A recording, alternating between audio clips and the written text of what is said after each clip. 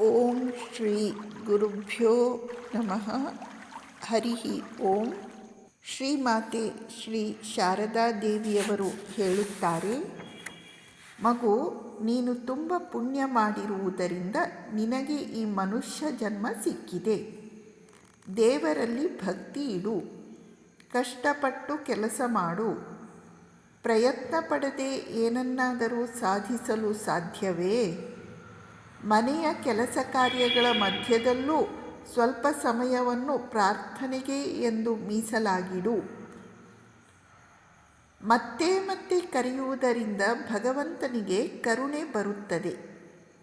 ಆಗ ನಾವು ಅವನಿಗೆ ಆತ್ಮೀಯರಾಗುತ್ತೇವೆ. ಹೀಗೆ ಭಗವಂತನನ್ನು ಪ್ರೀತಿಗಾಗಿಯೇ ಪ್ರೀತಿಸು. ಅದು ಬೇರೆಯವರ ಕಣ್ಣುಗಳಿಗೆ ಬೀಳಬೇಕಾಗಿಲ್ಲ. ಶ್ರೀರಾಮಕೃಷ್ಣರನ್ನು ಒಂದು ಸಲವಾದರೂ ಹೃತ್ಪೂರ್ವಕವಾಗಿ ಪ್ರಾರ್ಥಿಸಿದವರು ಯಾವುದಕ್ಕೂ ಹೆದರಬೇಕಾಗಿಲ್ಲ. ಯಾವಾಗಲೂ ಪ್ರಾರ್ಥಿಸಿದರೆ ಅವರ ಕೃಪೆಯಿಂದ ಪ್ರೇಮಾಭಕ್ತಿ ಉಂಟಾಗುತ್ತದೆ. ಮಗು, ಈ ಪ್ರೇಮಾಭಕ್ತಿಯೇ ಎಲ್ಲವೂ ಆಗಿದೆ. ವೃಂದಾವನದ ಗೋಪಿಯರು ಅದನ್ನು ಪಡೆದಿದ್ದರು. ಅವರಿಗೆ ಪ್ರಪಂಚದಲ್ಲಿ ಶ್ರೀಕೃಷ್ಣನನ್ನು ಬಿಟ್ಟರೆ ಇನ್ನಾವುದೂ ಬೇಕಾಗಿರಲಿಲ್ಲ. ತೀವ್ರವಾಗಿ ಪ್ರೀತಿಸದೆ ಭಗವಂತನನ್ನು ಕಾಣಲು ಸಾಧ್ಯವಿಲ್ಲ. ವೃಂದಾವನದ ಗೋಪಾಲಕರು ಶ್ರೀಕೃಷ್ಣನನ್ನೇನು ಜಪಧ್ಯಾನಗಳಿಂದ ಪಡೆದುಕೊಂಡರೆ? ಇಲ್ಲ.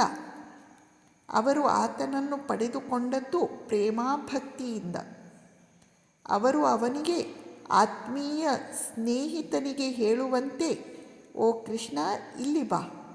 ಓ ಕೃಷ್ಣ, ಇದನ್ನು ತಿನ್ನು. ಕೃಷ್ಣ, ಇದನ್ನು ತೆಗೆದುಕೋ ಎಂದು ಹೇಳುತ್ತಿದ್ದರು. ಶ್ರೀಮಾತೆಯವರು ಇಲ್ಲಿ 2-3 ಅಂಶಗಳನ್ನು ಹೇಳುತ್ತಿದ್ದಾರೆ.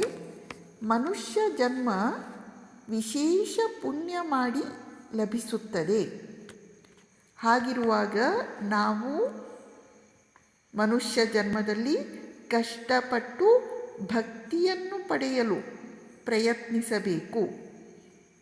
ಮತ್ತೆ ಮತ್ತೆ ಭಗವಂತನ ಹತ್ತಿರ ಪ್ರಾರ್ಥನೆ ಮಾಡಬೇಕು. ಎಲ್ಲರ ಕಣ್ಣಿಗೆ ಬೀಳುವಂತೆ ಪ್ರಾರ್ಥಿಸಬಾರದು. ಗುಪ್ತವಾಗಿ, ಮೌನವಾಗಿ, ಏಕಾಂತದಲ್ಲಿ ಕಣ್ಣೀರು ಸುರಿಸಿ ಅವನ ಬಳಿ ಪ್ರಾರ್ಥನೆಯನ್ನು ಮಾಡಬೇಕು. ಆಗ ಅವನ ಕೃಪೆಯಾಗುತ್ತದೆ. ಶ್ರೀರಾಮಕೃಷ್ಣರನ್ನು ಒಂದು ಸಲವಾದರೂ ಹೃತ್ಪೂರ್ವಕವಾಗಿ ಪ್ರಾರ್ಥಿಸಿದವರು ಯಾವುದಕ್ಕೂ ಹೆದರಬೇಕಾಗಿಲ್ಲ. ನಮಸ್ಕಾರ.